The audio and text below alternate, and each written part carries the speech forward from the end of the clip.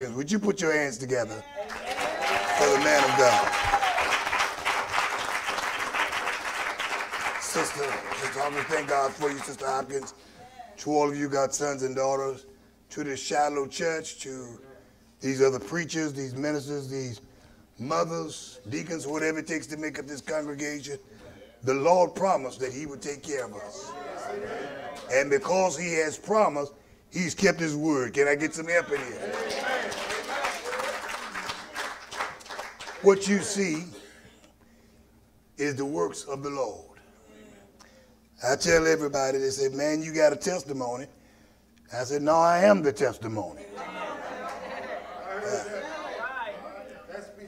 Anybody that can be dead and pronounced dead and still walking around, I'm the testimony.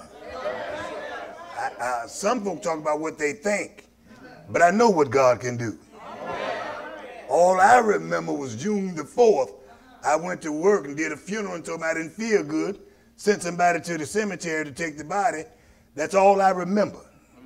The next memory I have, it was Father's Day, some 15 days later. I have no memory, but the God I serve. Y'all listen. I'm honored and I'm humbled. Thank you once again, Shiloh. You've been so good to me, so kind. Your pastor, I'm going to tell y'all a little something about it. Y'all pastor tickled me. Him and Carl Moe are good friends, y'all know that.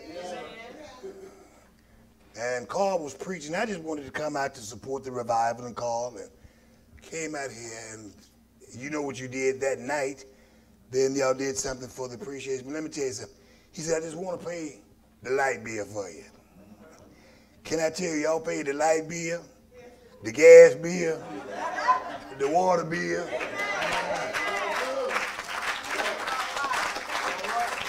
And I want y'all to know that I thank you. I thank you. It is hard to go from having 2 salaries to no salary. It's hard to think that you can pay at your bills, at least make an arrangement till you get to the point then you don't even know how to make arrangements. Y'all ain't hearing me in here. But the Lord always has somebody.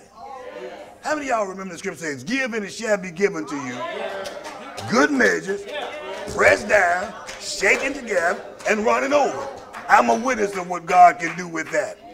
And I don't want to talk long because I get happier. I get happy. And this choir, let me say this. Y'all don't need no music good as y'all sing. I'm kidding.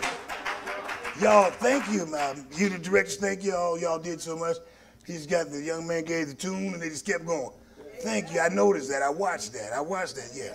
Thank God for it. I'm going to try to say something in here. I'm going to try to preach just a little bit to you today. I don't have the full ability. They told me I would never preach again. They said that I wouldn't, my brain said that I would be a blithering idiot the rest of my life. Didn't have oxygen to my brain, so I was declared brain dead. They said I would never know nobody, but I know y'all.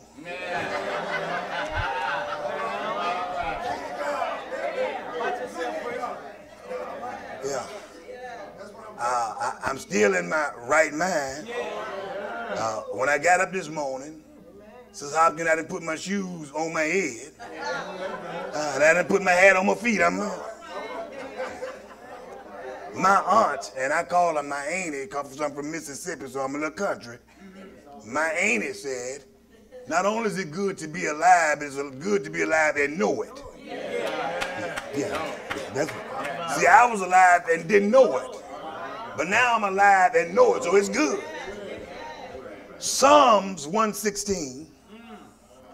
Psalms 116. Psalms 116, I want you to look at verse number 1.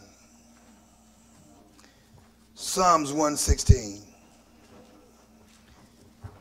If you have it, say amen. If you don't have it, say wait.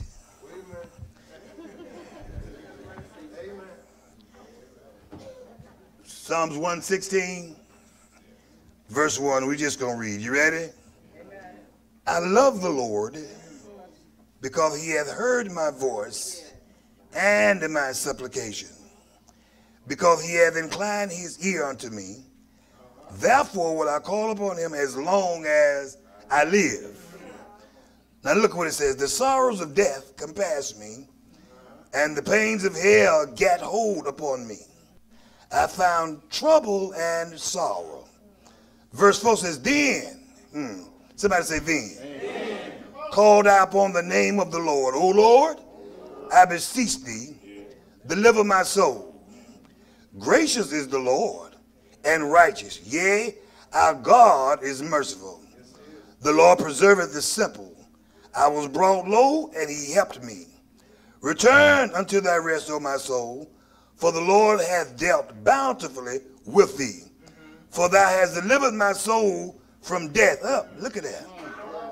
Not only did you deliver my soul from death, but mine eyes from tears, and my feet from falling. Verse 12, look at it. What shall I render unto the Lord for all of his benefits toward me? Look at verse 17. This is the answer. I will offer to thee the sacrifice of thanksgiving, and will call upon the name of the Lord. Verse 19, in the courts of the Lord's house at Shiloh, in the midst of thee, O Jerusalem, praise ye the Lord. I want to talk in here, Shiloh, from death to deliverance. From death to deliverance. This Psalms, the fourth, is what is called an Egyptian Paschal Psalms. This Psalms is filled with, when you first look at it, it looks like, Pastor, a fella that's suffering from myitis. Everything was about me, my, and I. It's called a personal pronoun Psalms. This Psalm starts with, everywhere you look, you see the word I. I occurred 19 times. My occurs 11 times. Me occurs 4 times. This Psalms looks like a guy that's got a whole lot to say. There are those that say, well, who wrote this Psalms? Some believe that it was not a particular writer, but it was about some stuff that went on in the history of Israel. Who wrote it ain't important. Amen. What is important is it was written. And it was written for our benefit. It talks about some things here that I need to talk to you about in here today, Shiloh. It talks about a fella that had a problem. It talks about somebody that had been delivered from something. I don't know what the problem was, how vague and opaque his pronunciation of it was, but I do know something, that there is something that's critically clear, that this Psalms is going to bless somebody in this room today. How do I know it? Because when I look at this Psalms, the first thing I see is this fellow's dilemma. Look at it. The psalmist says that he was in a grave situation. To tell you how grave his situation was, look what this writer does. The words he says, he talks about death and hell. The word hell in verse 3 is really, now, let's be honest, it's the grave. So what he does is he paints a picture, y'all, of death and grave being like hunters. Now, I'm from Mississippi, and I'm a country boy. These young kids now, with these oozes and all of these semi-automatic, they think they're doing something. But I say used to also now. I used to take a 410 and shoot a squirrel out of the tree. Y'all ain't saying nothing. Y'all don't even know what a 410 is. See, yes, sir, I knew a little bit about hunting back in the day. And what this guy says is that he's gone from being the hunter to being the hunted. Are y'all thinking with me? He says death was surrounding him. The grave was chasing after him. Verse 12 says the sorrows of death compassed me and the pains of hell got a hold of me. It literally means that where he was, there was no way of escape. Is there anybody in this room in here today that has had some problems that you thought there was no escape? Is there anybody in here, you look to your left and that was a problem? You look to your right and that was a problem. You know what you just come out of, nothing but problem. And it looks like straight ahead ain't nothing but problems. Oh, y'all ain't praying, but I'm preaching it. If it ain't one thing, it's another. Huh? Y'all said that I didn't. Look like life is filled with nothing but problems. Look at this man. He said, I got the death chasing me. The grave is waiting on me. I'm encircled.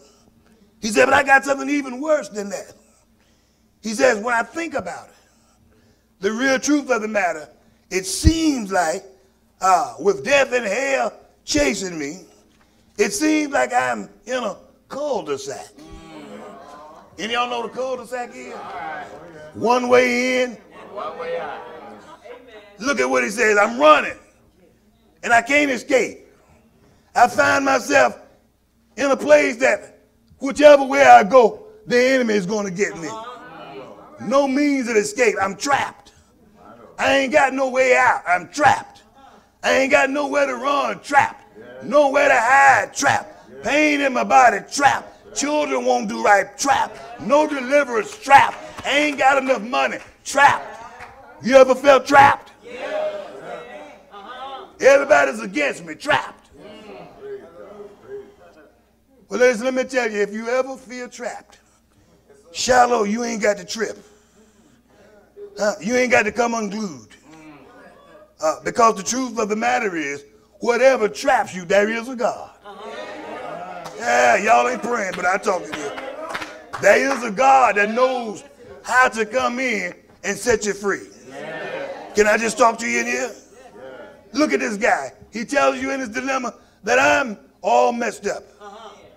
But I need you to know, child of God, the reason that you don't have to go to pieces, whatever your dilemma is because you got a precious privilege.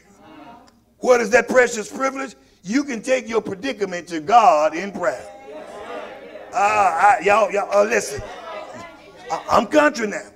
They used to sing in the old church, what a friend we have in Jesus. All our sins, what a privilege it is to carry not just one thing, not just two things, but everything. This man says that when I look at my dilemma, my dialogue is, what is it? What is my dialogue? He says that when you begin reading this particular Psalms, you will immediately be introduced to how this guy decides to deal with his dilemma. The man prays. Verse 1, we find he used the word supplication. And the word supplication means earnest prayer for grace favor. And based upon verse number 4, the grace favor was for deliverance. Grace is something you don't deserve. So in other words, this man is going to God, holy God, in prayer, asking for something that he didn't deserve. You don't deserve grace. Y'all ain't saying nothing in. You ain't so pretty. You ain't got so much. You don't know enough folks. You don't deserve the grace of God. You didn't wake yourself up this morning. I heard the pastor say a few minutes ago, he had money, but he couldn't spend it. Y'all ain't praying, but I'm preaching to him. Can I tell you, money can buy a bed, but it can't buy sleep. Money can buy a lot of stuff. But it was the grace. This man here, he said stuff done got so bad. And let me just tell you, life, let me just go here. Let me go through the back door. Yeah, let me go through the back door. Some of us live such raggedy lives. We do what we want to do. And we don't pray. But can I tell you, when trouble comes, you start praying and want everybody else. You ain't studying the Lord. until you get the right kind of troubles on you. And then you want everybody to pray for you. Trouble got a way, y'all, of making folk that talking about everything else, they cuss to start crying to God. Now this man said, look, it's prayer time. And I ain't going with no verbals, semanticizing. What is verbals? A lot of words. Semanticizing, unnecessary words. Look, let me tell you something. The point is, when you really need God, you ain't got time for a whole lot of talking. Jaw jacking, y'all ain't saying that. You spend more time, God, I know what you did for Shadrach, Meshach, and Abednego. I know all of that. Oh, God, what you did for Daniel. Baby, look, Jesus on the main line. Tell him. God know what he done. You just tell him what you need. The right kind of trouble, y'all, will abridge them long prayers. I mean, watch me if you don't mind. Psalms 30, the prayer was 13 words. The prayer of the thief on the cross was just 9 words. The prayer of the disciples on the sea was just 7 words. Y'all, when you get the right thing, the 10 lepers only had 6 words. I know I've had some time when I couldn't get but 1 word out. And that word was mercy. Look what it said. I love the Lord because he's heard my supplications. In other words, this man prayed. But now watch how he prayed. He didn't just pray to anybody. He called on God. Too many folk calling on folks and ain't calling on God. You telling folks that can't do nothing when you ought to be telling God. He said, I called on the Lord. Your job, I know that you got a good job. You make pretty good money on your job. But your job can't rescue you. See, let me tell you something. You can be direct and you can be pointed in your prayer, but if you're calling on the wrong source, you can't get your prayers answered. Some folks wonder why I can't get no prayer answered. Maybe you ain't calling the right source. Allah, wrong source. Buddha, wrong source. Muhammad, wrong source. Confucius, wrong source. You need to call on God. Now, not only do you need to call on God, well, if you don't know God. See, sometimes you get to the point you can't call him by his name, but you start calling him by your need. Grandma said it like this. Eat bread in a starving land. That's him. Water when you get thirsty. That's him. A rock in a weary land. That's him. Peace in the midst of a storm. That's him. Anybody here that need whatever you need?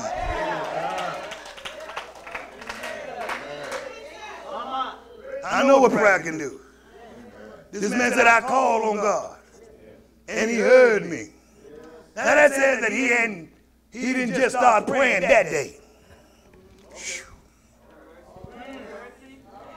Some folk, they want God to be their vacuum cleaner.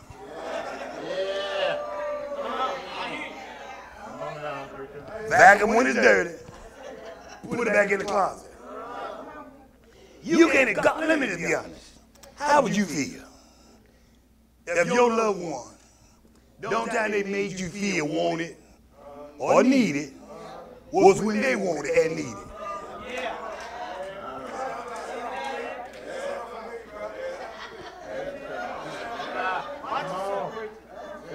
I know some, let me look before I say this.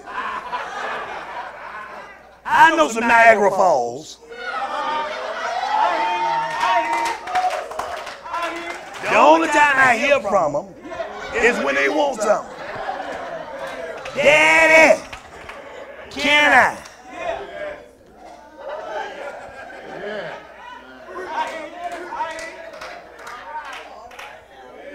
And when they get it, they gone.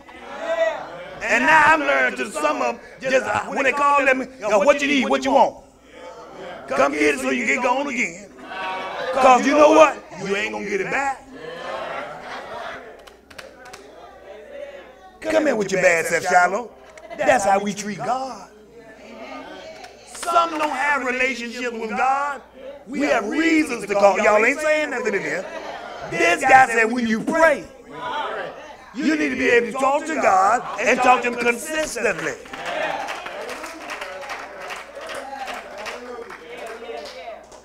And look what he says, this God that I'm calling is gracious.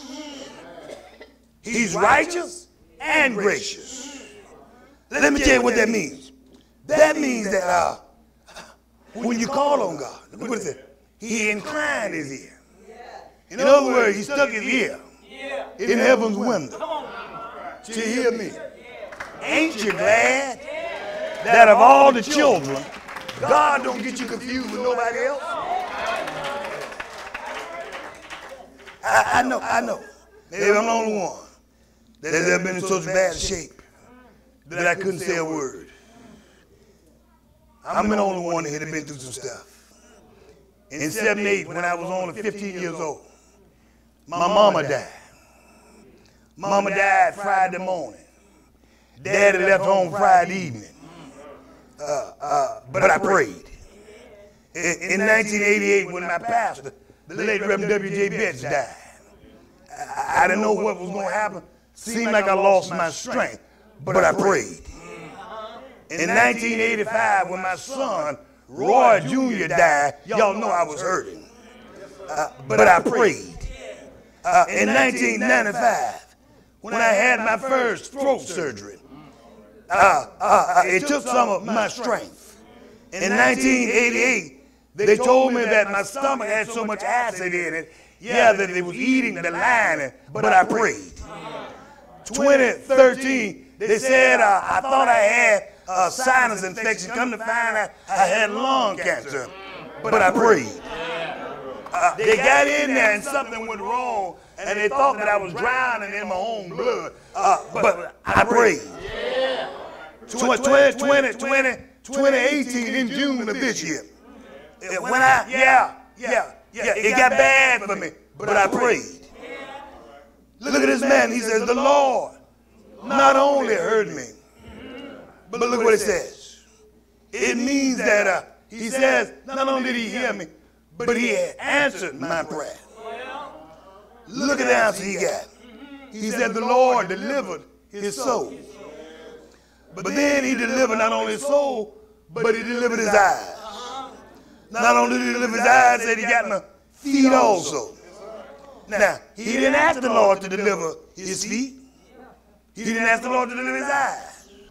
But the God that I serve, y'all, he majors in giving more than what you can ask for. He lives in the over and above place. Whatever God gives you, he gives you more than what you can ask for. That's why Paul said, now unto him that is able to do abundantly above all that I can ask. I just need to encourage you in here. Pastor Hopkins, don't worry about the gall. Think about the God.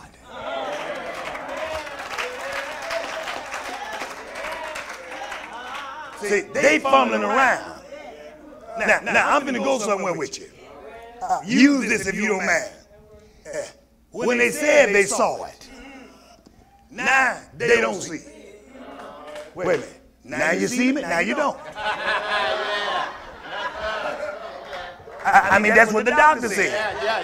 They said, we want you to come back.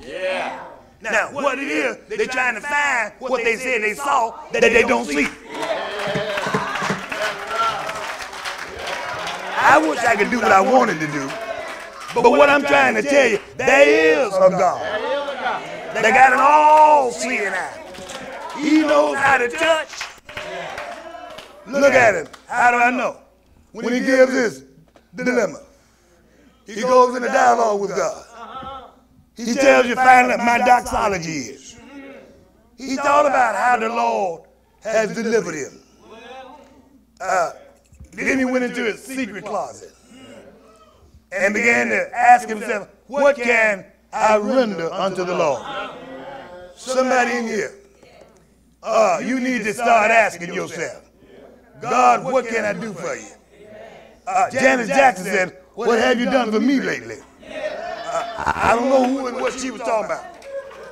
But what God done to upskill me, what God has done, he's done more than you ever asked him for. He said, what child? I wish I could do this thing, y'all. I render unto the Lord. What he was really saying, Lord, I can't pay you. But grandma said, you can say, ta-ta. You can tell him much obliged. Is there anybody in Shiloh today got something to tell God thank you for what he's already done? I don't know about y'all in here, but I've got so much to tell him thank you for. When I get up in the morning, y'all, I tell him thank you for another day. Thank you for another day. Evening, y'all. I can't pay him for waking me up this morning, but he brought me from death to deliverance. Here I am. Here I am. I ain't supposed to be doing this, y'all, but God been good to me. I ain't supposed to sit down now, y'all. Oh, God been good. Thank you. Thank you.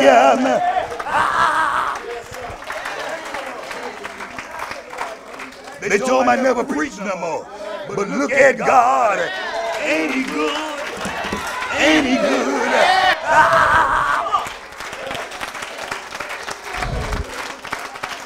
Yeah, I'm through. But he sure been good. I'm through, but he sure been good. He brought me not a mighty long way, but all the way. Yes. I'm through that.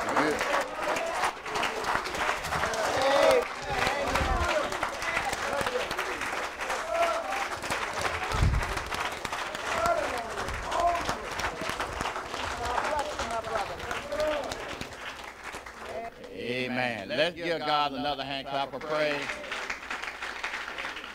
for Pastor Roy, Mother, and Shiloh. Thank God for you.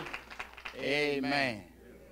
Amen. From death to deliverance.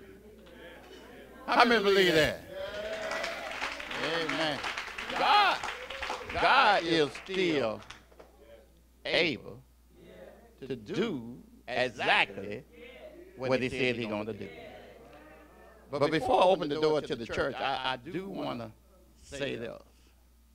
It's nothing like a woman of God to cover the man of God. I can identify with that because Sheila, a true woman of God, been ordained and anointed by God in this particular time to cover her husband. Is that all right? My wife, my sugar Carol, at that particular time, was my covering. Y'all, that's why now don't nobody get mad with me, but I'm going to say what I got to say. If you're mad at yourself. That's why God said he don't want you to be unequally yoked.